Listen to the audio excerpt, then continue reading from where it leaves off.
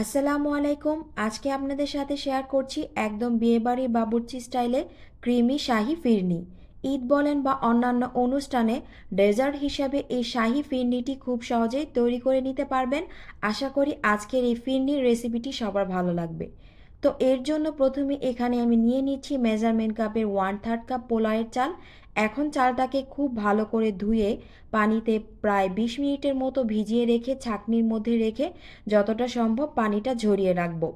তারপর ব্লেন্ডারের মধ্যে চালটা নিয়ে আধা ভাঙ্গা করে ব্লেন্ড করে নেব।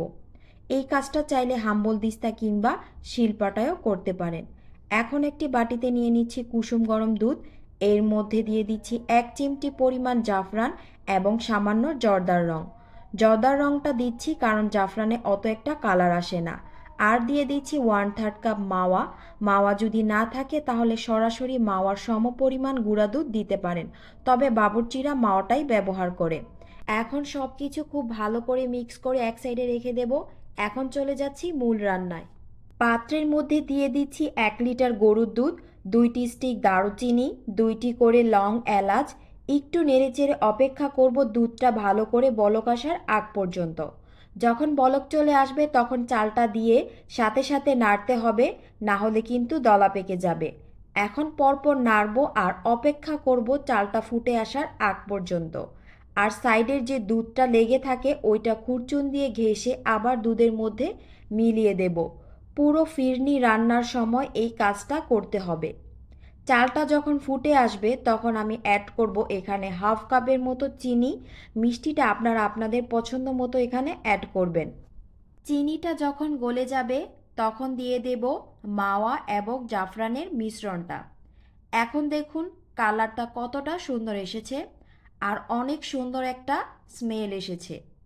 এখন দিয়ে দিচ্ছি এখানে কাজু বাদাম বাটা। এখানে আমি 8টি কাজু বাদাম সামান্য দুধ দিয়ে ব্লেন্ড করে নিয়েছি। এখন অনবরত নাড়তে হবে আর রান্না করতে হবে যতক্ষণ না পর্যন্ত ফিরনিটা ঘন হয়ে আসছে। চুলার হিটটা মিডিয়াম থেকে লোতে আছে। এর মাঝখানে আমি এখানে অ্যাড করব কিছু কিশমিশ। ফিরনিটা অলমোস্ট হয়ে গেছে। এখন নামানোর 3 থেকে 4 মিনিট আগে 1 চা চামচ ঘি এবং হাফ চা চামচ কেওড়া জল দিয়ে মিক্স করে নামিয়ে নেব। ঠান্ডা হওয়ার পর কিন্তু এই ফিরনিটা আরও ঘন হবে। ঠান্ডা হয়ে আসলে একটি বাটিতে পরিবেশন করব। সামান্য পেস্তা বাদাম এবং জাফরান দিয়ে গার্নিশ করব। তো তৈরি হয়ে গেল বিয়েবাড়ির বাবুর্চি স্টাইলে শাহি ফিরনি। আলহামদুলিল্লাহ, এই ফিরনিটা খেতে অসম্ভব মজার হয়েছিল। বাসায় রেসিপি ফলো করে অবশ্যই একবার তৈরি করে দেখবেন। আশা করি সবার ভালো লাগবে।